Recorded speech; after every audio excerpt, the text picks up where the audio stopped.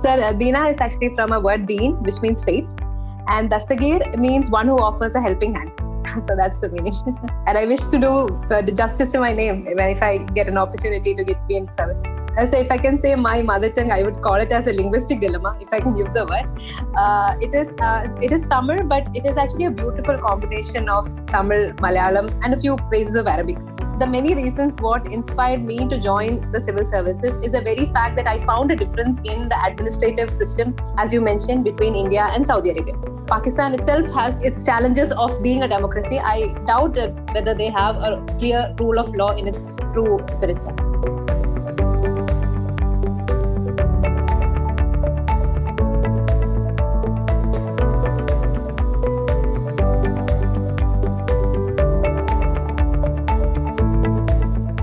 Good evening, sir. Good evening. How are you doing? I'm fine, sir. How are you? I'm fine, thank you. And your name is Dina Dastagir. Yes, sir. Yes, sir. Dina Dastagir. Tell us the meaning of the word Dina and Dastagir. Sir, Dina is actually from a word Deen, which means faith, and Dastagir means one who offers a helping hand. So that's the meaning. One who? Offers a helping hand. Oh, good. And that's the right approach for a civil servant. Indeed, sir. Indeed, sir. And I wish to do justice to my name if I get an opportunity to be in service. You see, what's your mother tongue? It is Tamil? So if I can say my mother tongue, I would call it as a linguistic dilemma, if I can use the word.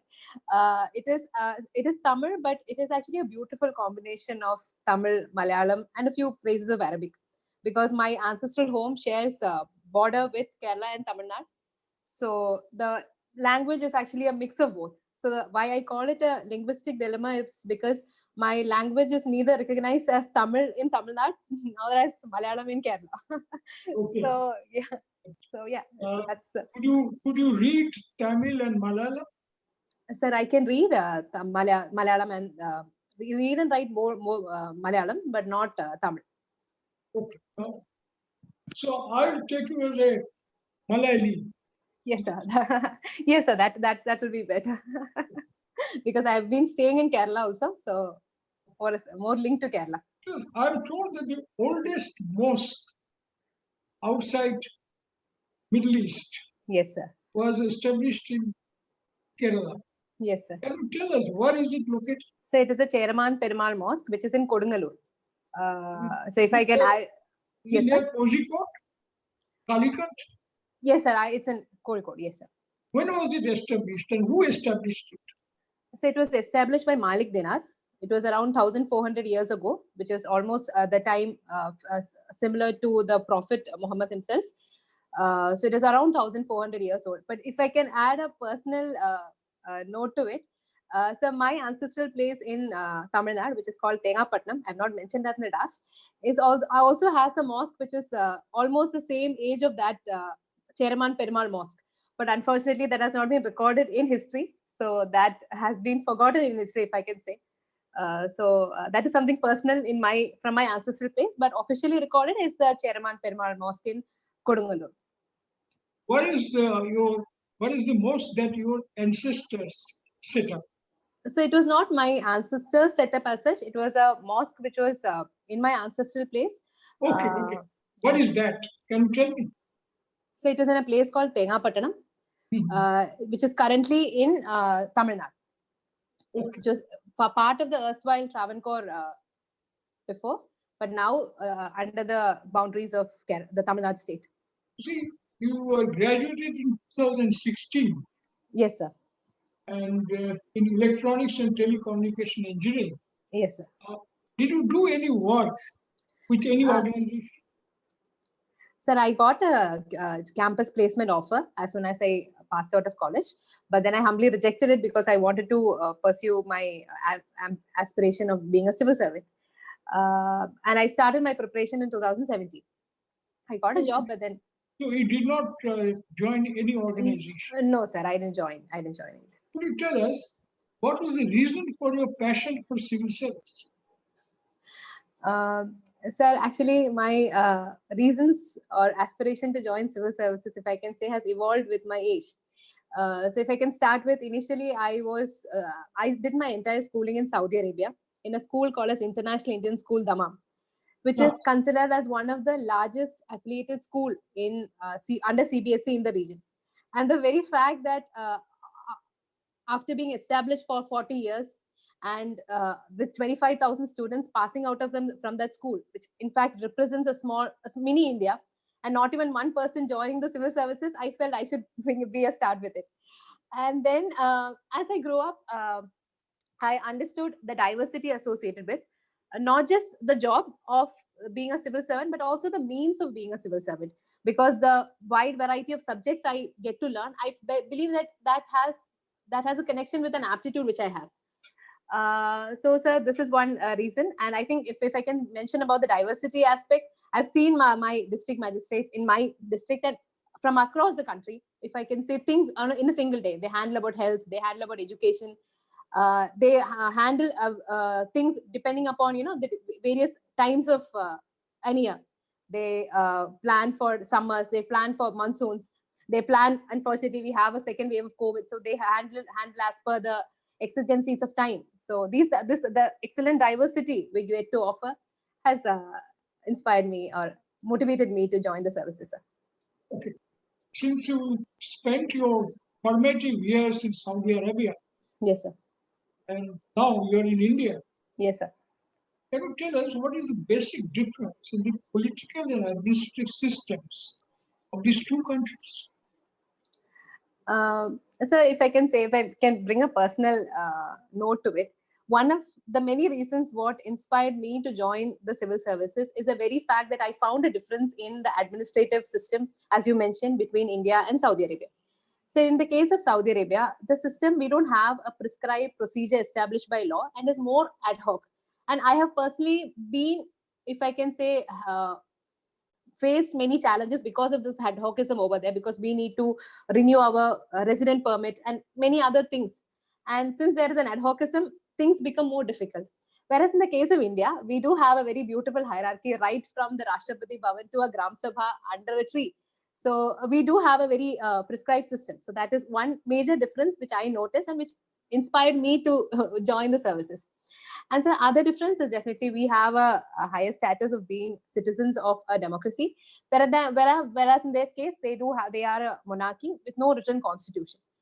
And as far as if I can mention about the judiciary is concerned, there are no judicial precedents and clear, as I mentioned, judicial precedents and rule of law. Whereas in case we have the constitution, we have the IPC, we have the CRPC, we have the judicial precedents which are used for judiciary to serve the justice to the best of our abilities. So these are some of the difference I found, sir. What is your optional subject? So my optional subject is geography. Geography. Okay. Geography. Can you tell us Mhm. what is rule of law mentioned? So rule of law is a British concept given by Dicey, which says that everyone is equal before law. They're all that is what is called as rule of law, and it has been prescribed in our Article 14 of our Constitution. Fine. Can you tell us what's the difference between rule of law and rule by law, and whether rule of law exists in Saudi Arabia where you lived? So rule of law, which means that law is supreme. The every procedure goes as per how the law is being set. And rule by law, sir, I think precedents are set by the law itself, and anyone who is ruling, who has to perform his democratic responsibilities, has to abide by the law prescribed. Okay. Can you tell me whether rule of law exists in Pakistan? So rule of law in Pakistan, firstly, if I can say, they are not yet a mature democracy. They are still not a stable democracy. And rule of law is a concept which is often encountered in its true sense in a properly established or a mature democracy, if I can say. So since Pakistan itself has its challenges of being a democracy, I doubt whether they have a clear rule of law in its true spirit, sir. What's your definition of a mature democracy? So mature democracy, I would like to see it in different facets. It's not just limited to having not just we usually confuse it just for the political aspect, that is holding elections under the universal adult franchise once in every 5 years.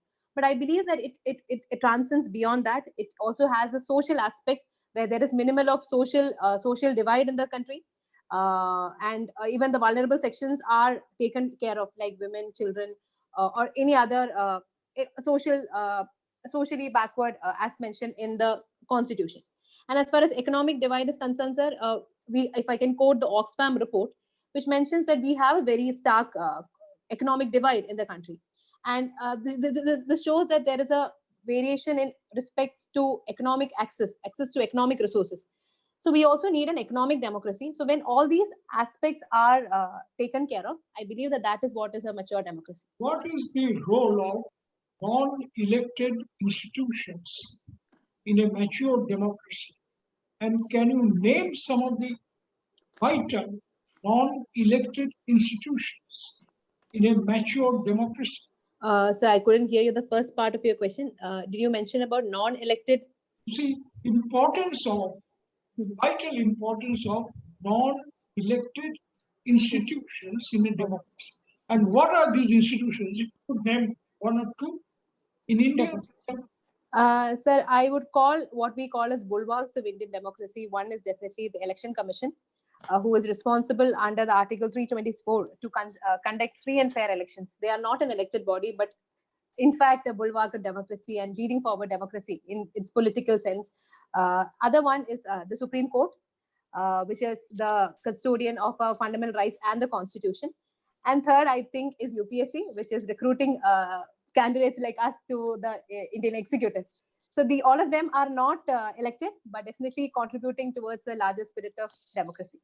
Can you tell us what are the main features of national health policy, the current national health policy? Sir, one of the striking feature, and I feel is a necessity of time, is that the national health policy has recommended that there should be an increase in spending in terms of with respect to GDP to raise it to 2.5%. The current overload which we face with respect to public health infrastructure indeed emphasis on this, because currently we are spending less than 1.5% in our health infrastructure. The second thing, sir, what the national health policy mentions is about need for electronic health records, because to increase the accessibility and treatment with respect to health. So thirdly, the health policy intends to diversify our health and treatment, emphasizing on homeopathy or Ayurveda, on traditional medicine. So these are some of the national health policy elements which I can currently recall. Okay. When was this policy last made? So if I remember right, I think the national health policy which I said right now is in 2017. The guidelines which I just mentioned. Yeah, but when was it made? I'm sorry, sir, I'm not aware. Okay. I'm sorry. Now, in the light of our experience with COVID crisis, what are the gaps in the health policy which have become glaring, and what should be the main approach to health sector? What do you think of health sector reforms? I mean, what should be the primary thrust now? So the primary thrust is very basic and very simple. That is, we have to increase our expenditure in public health. As I mentioned earlier, the national health policy mentions about 2.5%. The World Health Organization mentions about 4.5%. So something between 2.5 to 4.5 or even higher is always to our benefit. And second, sir, I think other things what we have to do is we need to make our health infrastructure as decentralized as possible and limit ourselves to being centralized health infrastructure. So if I can take an example of my local of my place here in Thiruvananthapuram or in Kerala, if I can say. So here in Kerala, the COVID management is led by ward-led committees, as decentralized as ward-led committees. So this has helped in better contact tracing, better reaching out to patients. And hence, that is probably one of the reasons that we have less, the Kerala, even though there are many number of positive cases, there are less number of mortality rate.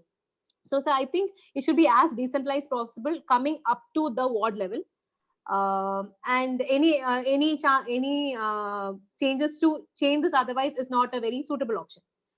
So, and the third thing I feel that, as mentioned, we should need to diversify our health options as well, giving emphasis to traditional medicine, traditional knowledge, and because as of now, Ayurveda, our traditional knowledge is not scientifically given much of a backing, so that also need to be emphasized. Apart from that, sir, the affordability, we have a very, even though thanks to the Ayushman Bharat and Pradhan Mantri Jan Arogya Yojana, there has been an expansion in insurance coverage, but still the level of insurance coverage and out of pocket expenditure is quite high in India. So this also has to be taken care of. But I think all of this can be ensured if the very basic thing of increasing public health spending in health is increased. Now, when you mentioned about public health spending must be increased Yes, sir. substantially, what are the institutional measures required according to this policy you recommend? Sir, as I mentioned, currently we are just allocating 2.5, less than 1.5% of GDP to health. And I read recently that even in the budget 2021, the allocation has further been decreased. So this will translate into lesser doctors per patient ratio, lesser hospital beds, lesser hierarchy of health, starting from primary to tertiary health infrastructure. So what we can do is focus on this. And I think here in this case, since we are going into more of bringing in private players, we cannot give something as basic as as health infrastructure to completely to a private, because we do have, as I mentioned, economic divides in the country. So a private PPP model in health infrastructure can be used to increase the accessibility of health. So I think these are some of the measures that needs to be taken care of. And also the State Finance Commission has to focus on more allocation of funds to the local self-governments, so that they also have a role in health management. As I mentioned, more decentralized approach. In the wake of COVID, numerous complaints have been lodged against the private health service providers for overcharging. Yes, sir. And the insurance companies not covering COVID. Yes, sir. Because of this experience, do you think there is any real possibility of private-public kind of cooperation in this area? Sir, yes, I think that as I mentioned earlier, it is not wise to give us the problems that you just now mentioned. That is why it is not wise to completely give the health, something as basic as health and education, to private. The examples from the rest of the world, like US, as far as private PPP model is concerned, the government has many instruments in their hand. If I can take a recent example from Kerala, the government invoked the Essential Commodities Act, Kerala Essential Commodities Act, to cap the cost of ventilators and ICU beds and PP kits and N95 masks in the hospitals. When the government came to know that there is an exorbitant prices which is being charged on the patients. So I think PPP model can be can be practiced, provided the government also uses the authority it has in the form of Essential Commodities Act and the Disaster Management Act. So I think the government is in upper hand, and hence the model can be pushed forward. What's the role of non-government organizations, NGOs, in health sector?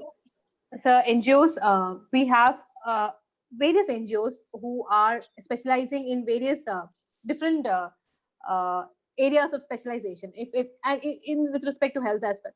So if I can take an example of Kerala, the Kerala model, which personally I am also a beneficiary of. So here, as I mentioned earlier, the district administration of Thiruvananthapuram, of any districts in Kerala for that matter, is using the services of NGOs for various elements of COVID management. If I can say, one is with respect to the biomedical waste collection, which is one of the threat which we are facing now. That is one. So there are NGOs which are specializing in that. Their services are being taken into consideration. And sir, we have a lockdown currently. So there are community kitchens which are conducted by the government. So it is some of the NGOs which have come forward to offer a helping hand to the district administration. Similarly, to provide support to the vulnerable people, the migrant laborers, NGOs are coming forward. So these are ways in which the NGOs is helping in health. Can you tell us what's the difference between Islam and Judaism? So both of them I know is a similar, are Abrahamic religion and believe in monotheism. But sir, I am not very much aware of the intricate differences. I just know that the supreme God believed by Islam and Judaism, the name is different, and the practices are also different. But I'm sorry, sir, I'm not very in detail knowing about it. Okay. Could you tell us what is the difference between Islam and Christianity? So the basic religion, both of them Abrahamic, but the difference is Jesus Christ is considered as God in Christianity, whereas in Islam he is considered as the messenger of God.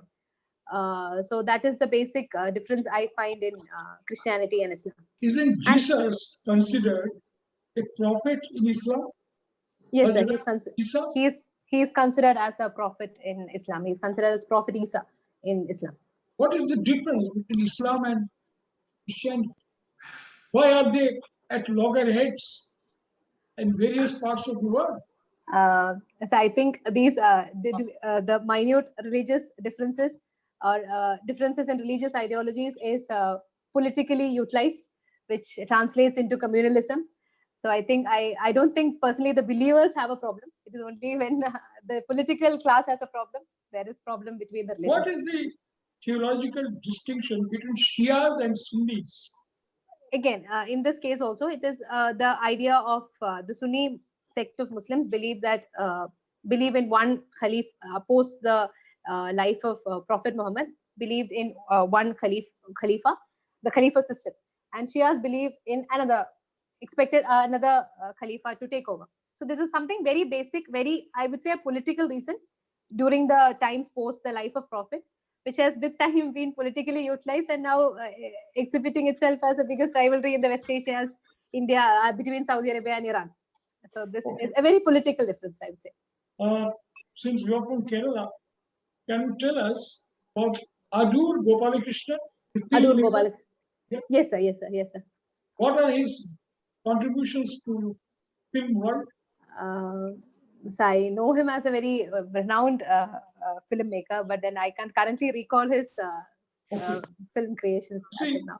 This year, many countries of the world have observed the birth centenary of the great filmmaker of India. Yes, sir. If I am allowed to make a guess, is it Satyajit Ray? Yes. Yes.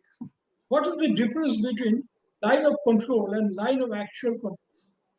Sir, line of control is a mutually decided line of ceasefire line between India and Pakistan. Line of actual control is the ceasefire line between China and India. And what is McMahon line then? So McMahon line is like we have the Radcliffe line with India and Pakistan. The border line between India and China is called as McMahon line. When was McMahon line determined? Was it agreed by both India and China? As you said, is the border between India and China. Was it an agreed kind of a border? Sir, LAC is not mutually agreed. There are skirmishes. That is how we saw in the recent attacks in Galwan and the hot spring area. And we have skirmishes annually. But as far as I know, sir, I think LAC is mutually agreed because we have less skirmishes in the area of Sikkim. So as far as to my best of my knowledge, that's what I think, sir. Tell me, what is the role of non-banking finance companies in the Indian economy? Sir, non-banking financial companies, NBFCs. NBFCs. Sir, NBFCs, they are they are considered under the Companies Act, which do, as the name suggests, carry out the banking kind of operations, but do not have the what we call as the deposit insurance, which is provided by otherwise formal sector. Usually, the NBFCs are responsible for large scale lending in the case of infrastructural development which has a long term infrastructural development. So that is where NBFCs are coming in to complement the financial sector with enhanced lending and credit flow. You said NBFCs are carry on banking functions. Yes, sir. In what way a scheduled commercial bank is different from a NBFC? So it is the scheduled commercial banks come under the Banking Act. The legislation, the primary difference is that there is a difference in legislation under which they come forward. As I mentioned, NBFCs has been constituted under the Companies Act. Other difference is that the deposits which we make in a bank has an insurance, an insurance of 5 lakhs, which is being guaranteed by the government if the bank fails. Whereas in the case of NBFCs, that is not there. And also facilities like check facilities are not available with NBFCs, whereas that is available with banks. How do the NBFCs, how do they raise their capital? Sir, NBFCs, they get their credit from the large public sector banks like SBI, which they further lend to the people who borrow. And when it is paid back, they pay back to the public sector banks, and that is So- one of the reasons we had what, a reason. what I'm Yes. trying to say, NBFCs get money from the commercial banks? Sir, that's what I remember when I read about the NBFC crisis last year. I'm sorry if What I'm do you wrong. understand by MSME sector? So MSME is micro, small, and medium enterprises. They constitute around 40 crore. We have nearly 40 crore MSMEs in the country. They have been demarcated depending upon their annual turnover and annual profits by the Ministry of MSME, and they are responsible for rural development, more local resource utilization, and a very good number of women entrepreneurs also, as per the recent report by the Ministry of MSME. And it helps in more decentralized development of based on the local resources, if I can say so. Tell me, what is sixth schedule of the Constitution? Yes, sir. The sixth schedule of the Constitution mentions about the autonomous districts, which is in Assam, Tripura, Meghalaya, and Mizoram, wherein the tribal population are given more autonomy to constitute themselves as autonomous districts and autonomous district councils. And the governor over there also has a role with respect to handling the autonomous district councils. And the autonomous district councils also have some autonomy with respect to collection of taxes, setting up of schools. So it's basically giving more autonomy to the tribal people. You see, why do they need autonomy when Mizoram is a predominantly tribal state? So is Meghalaya. What is the need for sixth schedule in these two tribal states? Sir, if we can take the example, as I mentioned, the autonomous district councils are mostly in the northeastern states, wherein the ethnic and tribal sentiments are very strong. That was not my question. Yes, Please sir. listen Yes. to me. State is predominantly tribal. Yes, sir. Meghalaya is a full-fledged state. Okay, sir. Mizoram is a state. Yes, sir. Why then do they need autonomous councils for the tribals? Sir, I think, as I mentioned, since they have strong ethnic sentiments, they would like to have more autonomy to carry out their affairs in a more independent manner.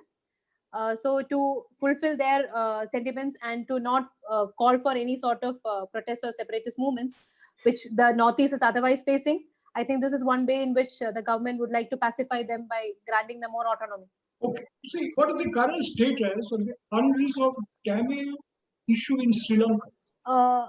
Sir, the Tamil issue in Sri Lanka, the gravity or the intensity of the issue varies depending upon the political leadership which comes up in Sri Lanka. Currently, the government is of the Rajapaksa brothers, who is known more for their majoritarian Sinhalese sentiments. The issue faced by Tamil is the war crimes, the intense war crimes that has been imposed upon by them, and the resolution is pending in the United Nations Human Rights Commission to give justice to those people who face war crimes. Do you see any early hope of resolution of this problem? Honestly, Pardon me, sir, your voice broke a bit. So. early hope, any hope of early resolution of the Tamil minorities problem? Sir, I think Tamil minority issue, like any other humanitarian issue in the world, there is diplomatic pressure, international pressure on the Sri Lankan government to act, and I hope that, to be optimistic, I hope that it is being resolved. And now, compared to a decade before, now things are a bit more peaceful in Sri Lanka. So I think the problems probably can be resolved, because conflict in a country would not help them grow as a country. So I think they are now trying to, they have their own economic challenges, they have their own other challenges. And I think Tamil issue is now something which has to be banged on, should something be hovering over. The current level of peace shows this, sir. So I think probably can be resolved, provided there is a political will from the government themselves. Okay.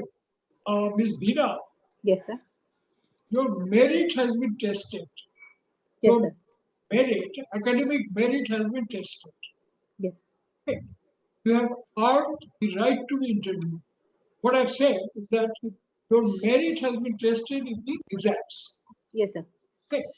Now, what is to be tested is your personality, which means the board will see whether you have the qualities needed to serve in the civil service.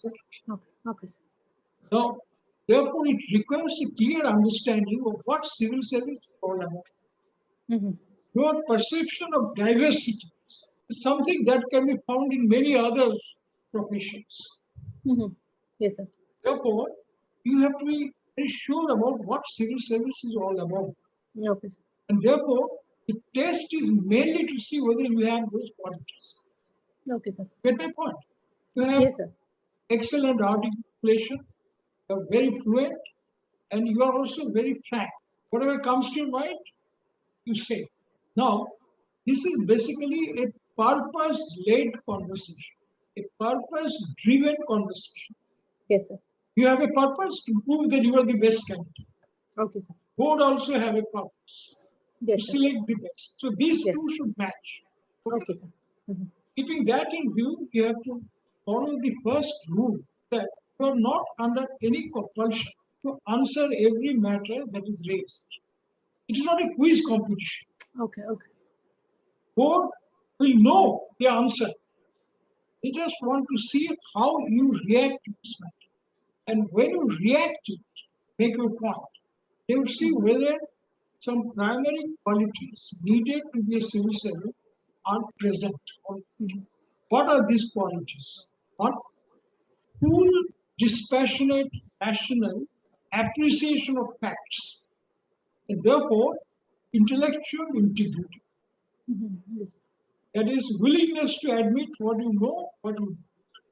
Yes, sir. And also a trait of not answering on the basis of guesswork, Mm-hmm. Okay, yes, sir. because you are under no compulsion to answer everything that is raised. Okay, If sir. you Okay. don't know, you should honestly say. Yes, sir. Finally, appreciation of law and policies to be able to apply it to the facts mentioned earlier. And the outcome is what you call decision that must be just, fair, and transparent. Mhm. Why? Because whatever you decide is subject to appeal. So it is not diversity at all. Okay, okay. Whatever may be the nature of the work, these are the cardinal principles which have to be applied. Okay, sir. You have to deliver what is called administrative justice. Okay. So it has to be according to the procedure, based on facts, impartial, and mind you, your decision is subject to appeal. Person aggrieved by a decision might prefer an appeal to higher authority. A collector's order might go to the commissioner, Board of Revenue, even to High Court. Yes, sir. You read every day whatever actions civil service take, Yes, sir. ultimately are justiciable. Yes, sir. Yes, sir. Now, this requires a trait of mind, a character, personality. That is this test important. Yes, sir. Now, keeping this in view,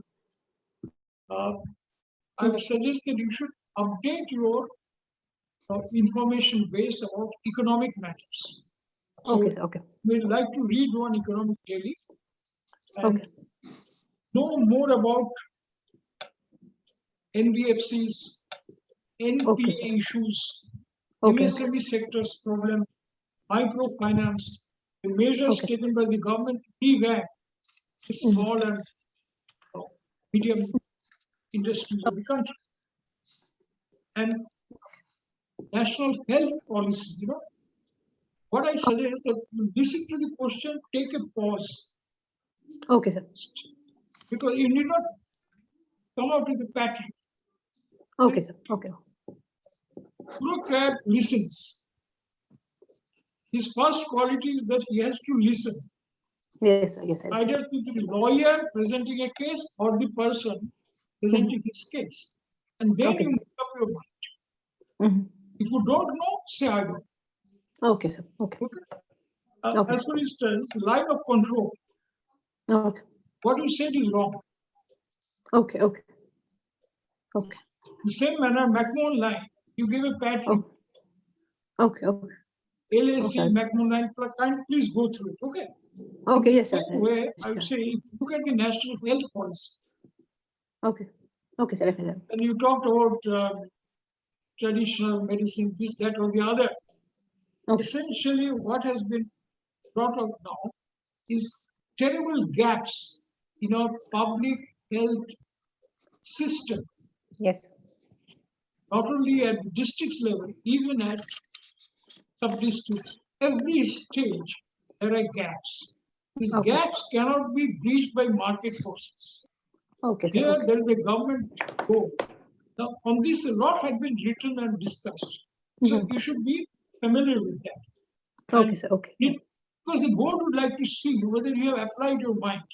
The current grave crisis. It's a Okay. once in a century type of crisis that we are facing. Okay, sir. You are expected to be alive Okay. to the gravity of the situation. And Right. you have applied your mind, come out with some answers based on what you call assessed views. No? In other words, you must present an informed opinion. Okay. Okay, sir. Okay. So that requires a bit of study, etc. Definitely, sir. So similarly, the quality required to deliver justice is critical thinking, not just mentioning facts. Asked you about sixth schedule because there is an issue unresolved that if a state like Mizoram, which is predominantly tribal, over 90% are tribes, why do you need protection at all? The answer to that, even within a tribal state, there are some small tribes. They need protection from a larger, Okay. like Chakmas, Okay. this group in Mizoram. So appreciation of facts I mentioned means appreciation of details. So these are important. So Okay, sir. you have to go through sixth schedule or Yes, sir. borders with China, Pakistan, Okay, etc. sir. Yes, sir. Finance and some of these issues you must read. For that, I Okay, sir. only suggest read one economic daily, Okay, sir. Okay. like Business Line, published by the Hindu group, or Okay, sir. Okay. Business Standard, and update your database. Okay, sir. Definitely. Okay. Best is fantastic with you. And other last point I'd like to mention is that when you talked about diversities which attract in civil service, diversity suggests interest in other cultures. Otherwise, diversities make no sense to anybody. Interest in other cultures is a primary quality expected of an IAS officer. Yes, sir. Because you might be posted to other parts of the country, Mm-hmm. far away from your, say, Yes, sir. southern part of the country. So therefore, Yes, sir. one would like to see your cultural sensitivity. From that point of Okay. view, Okay. some understanding of Palestine problem, the Arab-Jewish problem, Okay. Okay. Shia-Sunni problem is required. Now, I expected you, since you educated me, so to say, about mosques of South India, so I thought that you know that the real problem between these three Abrahamic religions is the issue of the last prophet. Pardon me, sir. Your voice. The issue of last prophet. Okay. Okay. Okay. See, remember what Moses said, Old Testament, then I will come. So when Jesus came, many people said he is the Son of God. Mm-hmm. Yes, sir. He is the prophet. Mm-hmm. Jews did not. Yes, sir. Okay. And I remember when I went to Bethlehem, my Israeli diplomat friend told me, you are going to Bethlehem, fine, but remember, Jesus was born a Jew. He died a Jew. Okay. Similarly, Mhm. you consider Hazrat Isa, Okay. but the followers of Hazrat Isa don't recognize profit. Okay. Okay. So these simple facts Okay. should be known to a person who lived in Saudi Arabia Okay. in your formative years. Therefore, Okay. I would ask you to take a little more constructive interest in the Middle East, the current crisis, the Iran-US relationship, Okay. US withdrawal from Afghanistan, Yes, sir. and the global oil crisis. Okay, sir. And I would also say you would like to look into ransomware. Pardon me, sir? Ransomware. This has recently crippled a few days back the US oil pipelines. Okay. Oh, yes, sir. Ransomware. Yes. You understand? A security Yes. threat, Yes, sir. Yes. a global cyber security issue. Yes, sir. Rest is finity, and since you do geography, got to know more about geopolitics and geoeconomics. Okay. And about sensitivity about your neighborhood. Now, I expected you to know a little more about the Tamil issue in Sri Lanka. Okay. Now, what one would like to know is not just casual acquaintance people, but whether you have taken it seriously and you have an opinion of your own. Okay. So if we had said chances of an early resolution are remote, that would have been adequate. So my conclusion is you have all the qualities to get at least 70 to 80%. Thank you, sir. You've got to add a few more things Definitely, sir. to make it more focused, Okay, sir. Okay. more pointed, and Okay. final thing that you need not hang on to the subject. Take a pause, listen, make your point, and stop on your own. Stop on your own Okay. rather than waiting for the board to intervene by asking Okay. other questions. That because that Okay. would be the qualities expected of a board. Okay. Limiting its presentation to what is needed. Okay, sir. And if you control yourself in that manner, you will be Okay, in command of the situation. Okay, sir. Okay. That is what is important. Okay, sir. Rest is fine with you, and I'm sure I will see your name in the list of successful candidates. Hopefully, sir. Thank you so much. Thank you so much. Thank you. God bless you. Okay. Thank you, sir. Thank you.